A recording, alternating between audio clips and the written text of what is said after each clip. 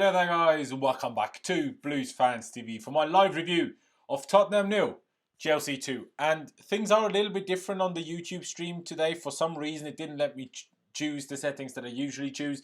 So if anything's laggy, if anything's like the sound is not synced to my mouth basically, massive apologies. I couldn't change that right now that quickly because obviously I needed to go live basically, and yeah, it was a little bit like what on earth is going on. But yeah, please let me know in the chat if everything is working fine. If the image quality is fine, if the sound is working fine, please let me know all of these things down in the comment section below. But yes, to say I'm happy today would be an absolute understatement. And I also want to say no to racism. And, fuck all of those Spurs fans that were being racist towards Antonio Rudiger today. Fuck all of yous. Sorry, but fuck all of yous. Because that is ridiculous. We're not having that. We're not having that at all. But getting into the game, Lampard surprised me today. Lampard really, really surprised me today. Not with the lineup, and not with the formation rather, because that was actually something that I thought about, spoke about to my girlfriend, to people I know. But then kind of when I recorded the preview yesterday, I kind of just forgot about it, which was a bit annoying. But I did kind of think, oh, maybe he'll just go 3 at the back. And perfect if everything works fine. Really do appreciate it. Perfect. Thank you. Let's just keep going with that then. As you can see, the chat is quite delayed for me compared to when I actually say things. But yeah, let's keep moving on with that. I did kind of think about he might just do 3 at the back because he's shown up being happy with how many goals we've conceded and everything. But I didn't expect the people that started in some of the positions. I didn't see that coming. So let's go through the lineup. It was, of course, Kepa in goal. And it was a 3-4-3 formation with a back three of Rudiger as the right one, Zuma in the middle, and Fikayo Tomori now being back from his, hip strain, back into the team with a left centre-back. Then the two wing-backs being Marcos Alonso on the left and Azpilicueta on the right. Now, I was told that Emerson Palmieri didn't train yesterday. Hence why that could very much so be the reason why Alonso started. And if Emerson was fine and didn't have any minor problems, he might have just started anyway. And, it wasn't actually that mental that Alonso started.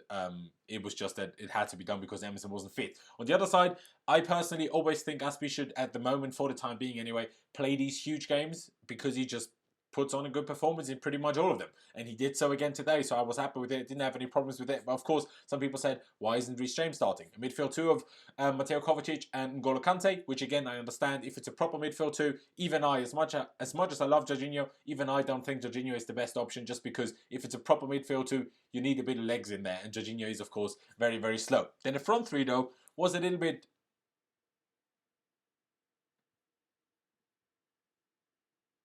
okay, everything's fine. The streaming program just said I quit unexpectedly, but that was before. But now it just only showed me the message. So just bloody hell, shat myself then. Let's just keep going. And by the way, please excuse the red cheeks. I was just, when I get excited about these games, my cheeks just turn a bit red. It is what it is, and also the lighting, it is a bit white today. I'm sorry, it's not the best time, but everything works fine because we won. And I'm very, very gassed. Of course, if you are new to Blues Fans TV, make sure to subscribe. But keeping on with the formation, a front 3 of kind of Mason Mount on the left, Willian on the right, and Tammy Abraham up front. That's how it was lined up initially. Now, in the game, all of this was actually very different. It was kind of Tammy up, kind of up front on his own. Mount and Willian pressing with him. But as soon as Spurs came into our half, Tammy stayed there. But Mount and Willian came very, very deep and came very, very central. They came really, really central, while the two centre midfielders in Kovacic and Kante tried to help out the 2 fullbacks at times, or just stay in the middle. Like they just pushed out in and out, wherever they were needed, basically. With also, of course, the 2 wide centre backs helping out the fullbacks / wing backs all the time as well in Rudiger and Tomori. So it was very, very interesting. But the game honestly couldn't have gone to a much better start. Like the very first few minutes were a bit calm, like nothing was really happening. We had more of the ball, but nothing was really happening. Then we get a corner from Serge Aurier just being a bit bad, just being a bit of a bad defender, tried to head it back to his keeper, got his heading wrong. After switch play to Marcos Alonso, Aurier tried to intercept it, but headed it out for a corner. We played a short corner. How many times does that work? Willian plays a short to Kovacic. Kovacic plays it back to Willian. Willian gets past Serge Aurier and just curls it into the far corner with an absolute beauty of a strike. Absolute beauty of a strike. I went mental as it was. Then the first half keeps going. we just keep playing really, really well. We keep dominating everything. We keep cleaning up everything. We're just really good. The intensity is great. The fight is great. The motivation is great. The positional sense is very good. Defensively, we're good. Going forward, not perfect, but it was still good enough. There was 2 moments for Spurs in the first half. One chance for Harry Kane, where Zuma left Kane a bit too much space. And then another one where Alonso both got unlucky and also wasn't very good in, his receiving the ball, basically.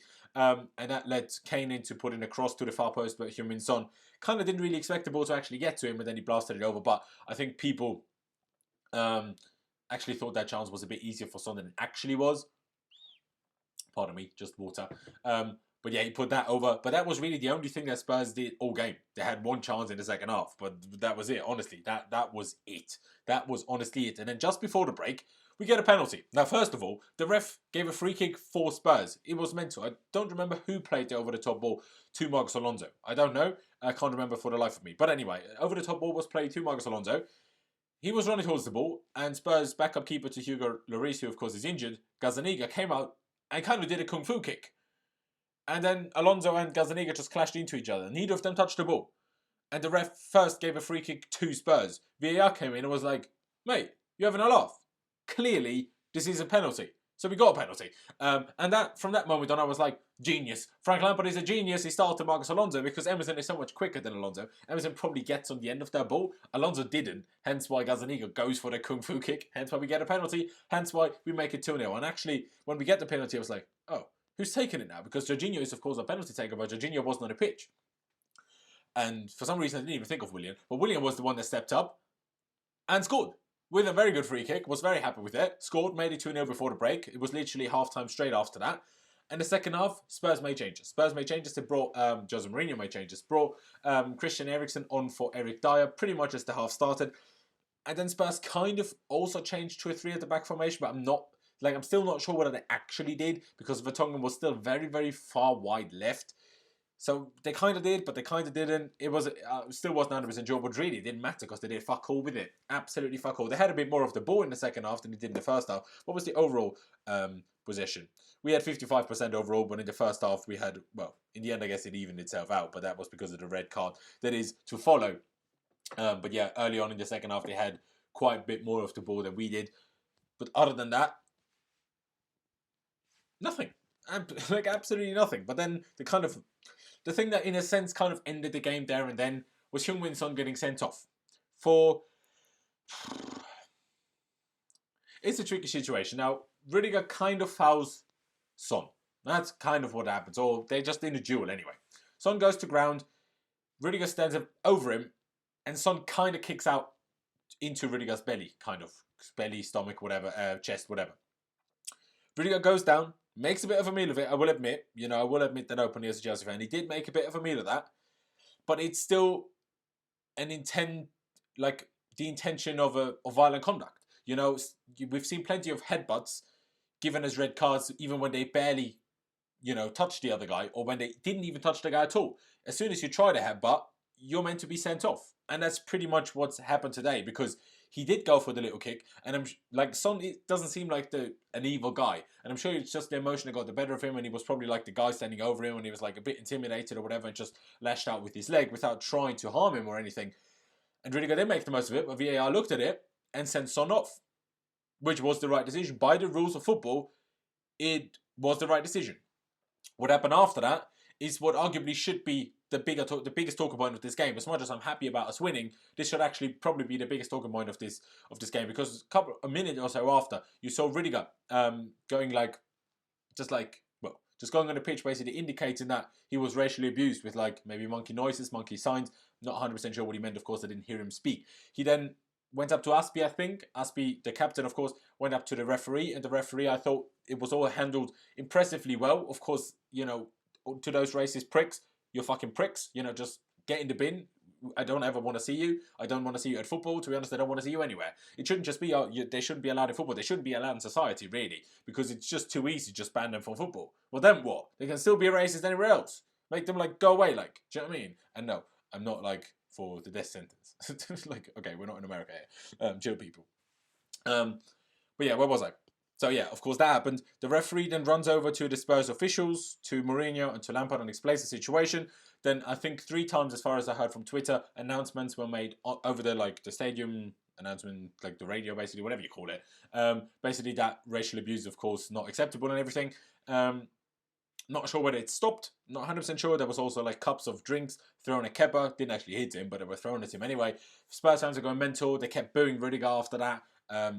Before the racial abuse and after the racial abuse. So, it was all a bit mental. That kicked off. And then for the rest of the game, it was just a bit calm, really. For the rest of the game, it was calm. There was maybe 1 or 2 dodgy moments where Spurs kind of pinned us in for like 2 minutes, had 2 corners in a row, a free kick, a throw-in. But we handled it really, really well. And we really should have scored more today. Like, we really, really easily could have scored another 1 or 2, if not 3 goals in the second half.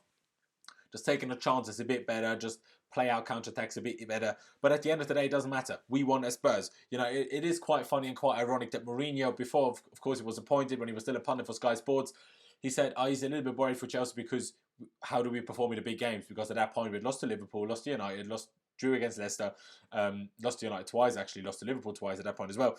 And then, of course, since then, we lost to City and we kind of struggled recently. And, everyone was kind of like, oh, Mourinho's right. And I said he was right. And he was right at the time. Let's be honest, he was right. Jody Morris, of course, made a whole meal out of it. Josie's worried, is he? Kind of laughing about it. And now we go and beat Jose Mourinho and Tottenham in our first win over the top 6 team this season, and also our first clean sheet, or away clean sheet this season as well, which is very good. Of course, only in the Premier League. Spurs only had 1 shot on target. Did it even count as a shot on target? Let me check, actually. Yes, they had 1 shot on target, which was in the 97th minute by Harry Kane, which was a deflected shot that Kepa literally caught like that. He didn't even move. Literally, that's how easy it was. They didn't have a shot on target, basically. They didn't have a not deflected shot on target. You know what I mean? Like, really, we were so good today. We were so good defensively and in midfield and our work rate. Now, we still scored from a corner and from a penalty. We weren't exactly great going forward. Yes, second half we had our moments, but of course Spurs had to open up a little bit. And this is what I mean when I talk about the 3-4-3. Well done for beating the pub team. I do appreciate the £199 donation. Do appreciate it. Have fun with Arteta. I hope you're still shit. But yeah, you're welcome. We always like to beat Spurs. But from open play, we didn't create that much until Spurs opened up. It is as simple as that. We didn't create that much from open play until they opened up. We hit them on a counter. We had a couple of moments in the second half, yes. And this is what I mean about the 3-4-3. That's why I didn't like it against Lille. Against Spurs, against Wolves that also do it. But against Spurs, who are a good team, this works. Don't do it against Lille. Don't do it on Boxing Day against Southampton. It won't work there. Because if we don't take the early lead, we're screwed. Because we don't create much from open play. And unless we're happy with a draw in a game, which we would have been today, which is why I was okay with going with 3 at the back. But if we want to win the game, in my opinion, we cannot go 3 at the back. But today, it was the perfect decision by Frank Lampard, and I have to, hats off to him, even though my banner is now all over the shop. But hats off to him. That was very, very good. He got it spot on. Someone said Alonso was, great, brilliant. I didn't think so. And 3-4-3, no mate. 3-4-3 is absolutely not the way to play. Absolutely not. It is the way to play maybe against the big teams. Maybe we should do it against Arsenal. But we most certainly should not do it against Southampton, against the Brighton, against the Watford, against the Norwich. Well, Norwich even maybe. But because they just play a little bit differently to usually the teams that are down bottom of the table. Against Newcastle, we cannot be playing 3-4-3 because we hamper our attacking play so much. But we are a lot better defensively. And all of our back 3 today were brilliant. Absolutely all 3 of them. Absolutely all 3 of them were brilliant. From Rudiger to Zuma to Tomori. All of them 3 outstanding. Absolutely outstanding. Azpilicueta worked his socks off. Brilliant for the most part. Still, of course, isn't the greatest in the attacking play. But that's just what you get from Azpi. Works his socks off. He runs. The guy runs and runs and runs. He just doesn't stop. And he was then subbed off later on in the second half with 10 minutes to go for Reece James just because he was absolutely shattered. Like, he was just gone. He was so tired. And you could visibly see it. Like, he ran after everything and everyone. He didn't even give a fuck. He just did everything. Fair play to Azpi. Alonso on the other side, for his standards, had a good game. For general footballing standards, he still wasn't very good. We're still our worst player, in my opinion. Yes, I know he won a penalty, but the only reason he did that was because he's so slow, quite frankly. But still, I rate him. He did good. Did a couple of good things, had a couple of good moments. There was this one moment, I tweeted it as well. If you want to check out my Twitter, it's down in the description, the link to it. What I just thought was hilarious, there was this moment when he made a very good interception to get the ball ahead of Aurier. Then he takes about half an hour to pass the ball, loses it. Then Spurs have a chance or half chance or whatever. And a minute later, he almost scores because he has a shot that Gazzaniga doesn't do well to save. Tammy Abraham gets the rebound and actually scores, but he was offside, so it didn't count. Rightly so. So, that is that. But Alonso wasn't actually that great. And no, please, guys, please, 3-4-3. We can't do it every game. Please remember the Lille game. Guys, how bad were we against Lille until we changed to the 4-3-3? We were so bad. We didn't create a single thing in the 3-4-3. We can't do it against teams that are lesser than us, that are worse than us, or maybe against teams that are even to us, and maybe at home we shouldn't do it then, and away we should. But we can't always do it. Please, guys, please understand that we can't be doing that. Coming to Mateo Kovacic, I thought he was an absolute monster. I thought he was a monster. Some people disagree. I thought he was an absolute monster until he was subbed off in the 68th minute for Jorginho, which at the time I thought was slightly strange, but Kovacic was already booked, so I know the game was pretty heated, especially in the first half. So, I understand. But Kovacic, in my opinion, was very, very good. Kante as well was absolutely brilliant as well, for the most part. He was finally more deep, much deeper than in the recent games. He could finally show us his tackles, his incredible tackling ability. He could finally show it again, which I was very, very pleased by.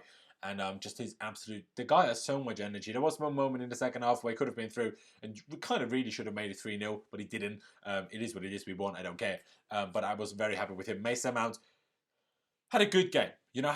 Actually, no, I'm going to say a very good game. He wasn't incredible like a couple of others, but he had a very, very good game. Also, the way he was like an absolute prick to like Dele Alli, to Eric Dyer, kicked like Eric Dyer first with a dirty foul on him. And he just gets it back a minute later, just kicks him right in the ankle. And, he kind of walks up to Dele Alli for the throw with the ball in his hand and just chucks it away. Like, absolutely love it. Love you, Mason, man. Absolutely love you for it. Kovacic had this moment as well with Dele Alli where they just squared up properly. Absolutely love it. But then coming to clearly the man of the match. No, actually, let's go to Tammy Abraham first. He was good. He tried really hard.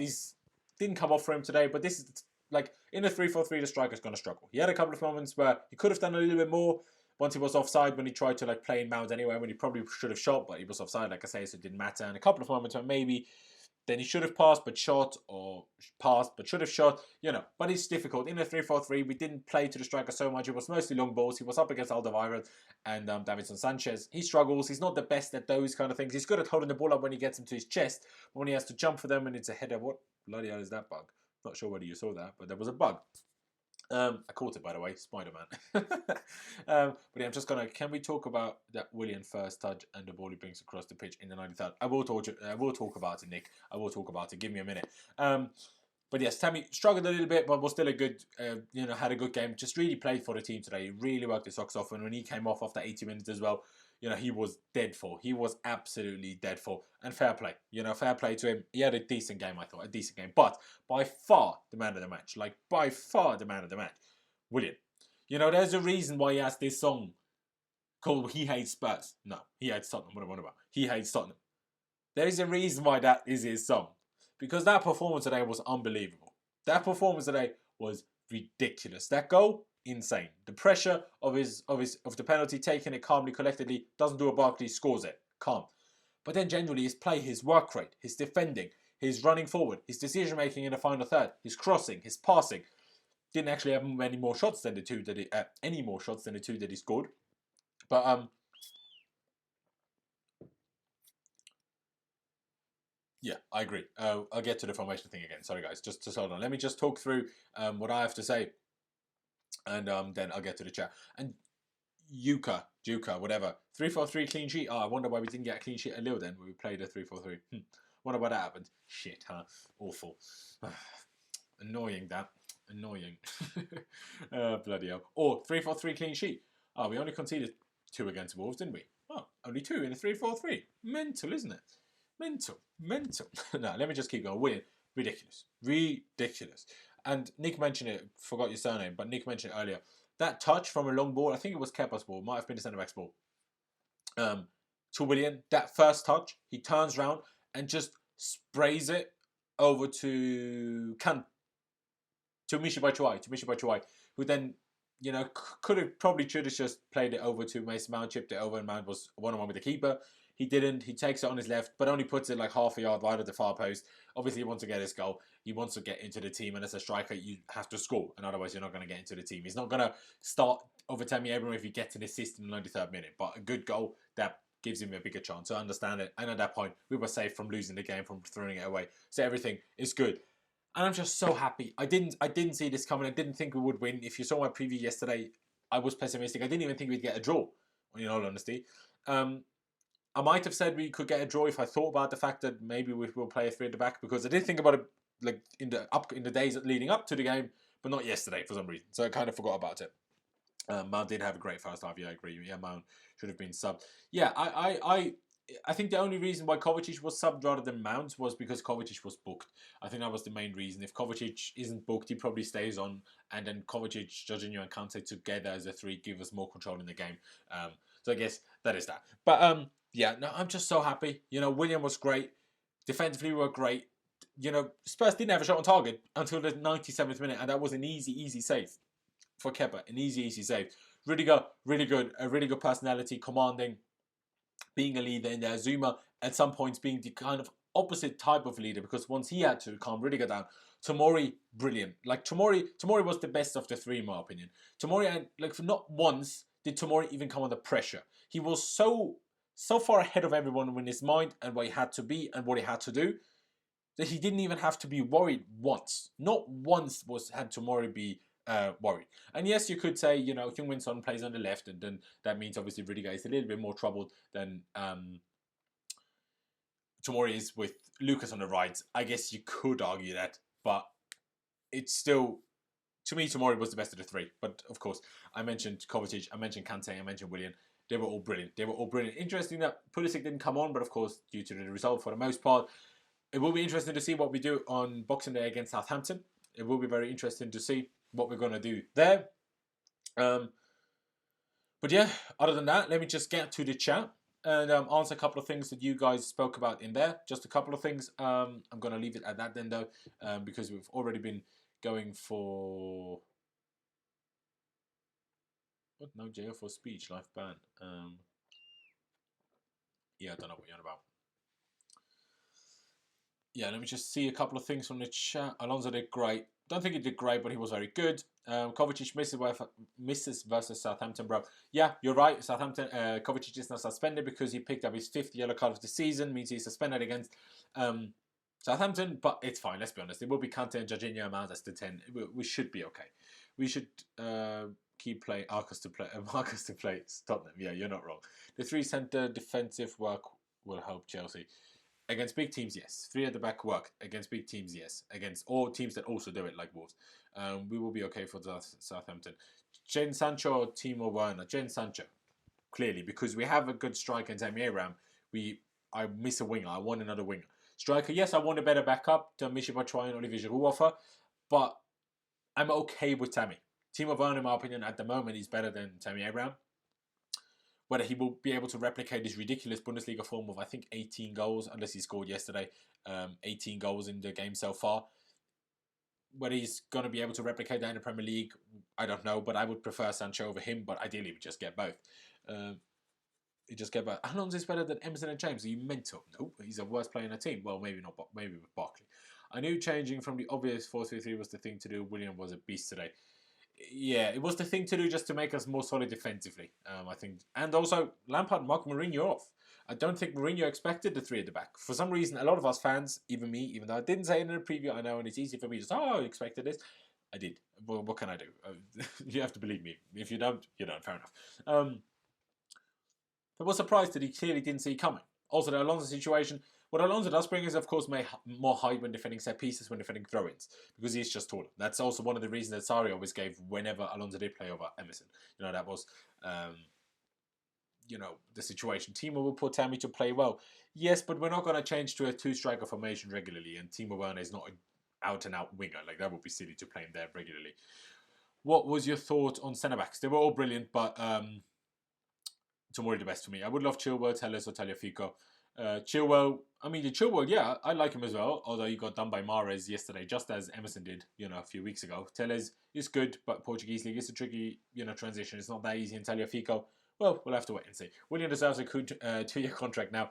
I'm not sure, but you know, I wouldn't mind keeping him. If we can't get Zaha and Sancho and only one of them, I won't mind keeping Willian for a year more.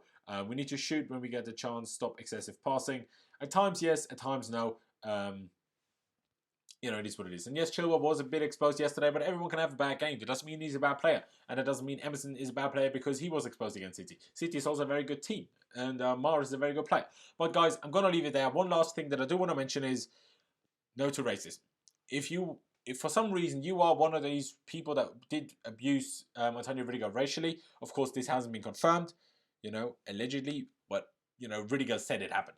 I will believe Rudiger. I will believe Rudiger. So, if you're one of these people that racially abuse Antonio Rudiger, you're a cunt. You know, I hope this doesn't monetize this video, but at the end of the day, I don't care because this is important. You're a cunt. If you abuse anyone racially, you're a prick. You're just an absolute twat. Get in the bin. You shouldn't be at football games. You shouldn't be anywhere. You know, you just sit at home and just be quiet there and don't disturb anyone and be a fuckwit on your own, really. Like, just fuck off. Like, I can't handle it. Like, it really pisses me off. And I do want to give credit to the referees today, who I'm not sure whether they're meant to handle it the way they did. I also want to give credit to Rudiger, who spoke out about it immediately. Not after the game, but immediately. Also to Aspie, who immediately went to the ref, and then, like I say, how the ref handled it.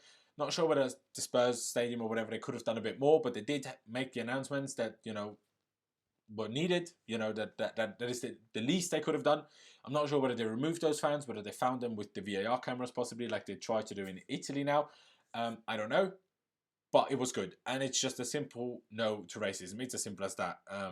And as much as I'm incredibly happy about the win today, and as much as I'm sure Antonio Rudiger is incredibly happy about the win today, he shouldn't have to go through that. He shouldn't have to go through that. No person should ever have to go through that, should ever be abused for things they can't change. Whether it's their race, whether it's, well, I mean, we can get into more political stuff here. Let's not do that. They should never be abused for their race. You know, it doesn't matter what color your skin is. It is completely irrelevant. We're all humans. That's all that matters. So he shouldn't have to live through that. And I hope he's okay. I hope he's okay. I'm sure he's still happy about the win. But yeah, I hope those pricks just don't ever get to do anything fun again, really. Because they're just pricks. They're just pricks. But yeah, guys, I'm going to leave you there. Thank you guys for watching. I'm absolutely buzzing today. I'm going to have a great Sunday evening. But another thing that is there to say is Merry Christmas. Merry Christmas to all of you, because I will, because I do, make a preview for the Southampton game on the 25th of December.